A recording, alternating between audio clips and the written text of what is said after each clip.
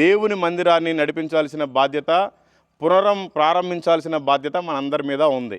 కాబట్టి ఇదంతా కూడా మొత్తం నీట్గా చేసి ఈ మందిరానికి లోపల మొత్తం ఇట్లాంటి మీరు వచ్చి చూసినట్లయితే ఇక్కడ చూడండి, ఈ డోరు పనిచేయదు, ఈ డోరు కొత్తది పెట్టించాలి. ఆ తర్వాత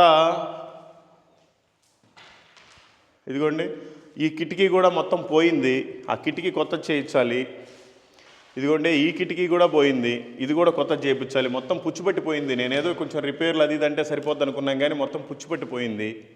ఇదిగోండి ఇది కూడా అట్లాగే పోయింది పూర్తిగా. ఇటు 3 విండోసు, ఇటు 2 విండోస్. ఇదైతే మొత్తం చెదులు బట్టి తినేసిపోయింది కూడా ఆ చెక్కనే. అదొక విండో, ఇదిగోండి ఇదొక విండో. ఆ తర్వాత ఇదొక డోరు. దీన్ని మొత్తాన్ని కూడా ఏం చేద్దాం అనుకుంటున్నానంటే లోపల కూడా మీరు చూసినట్లయితే మొత్తం చెమ్మ వచ్చేసింది లోపలికి. ఈ చెమ్మ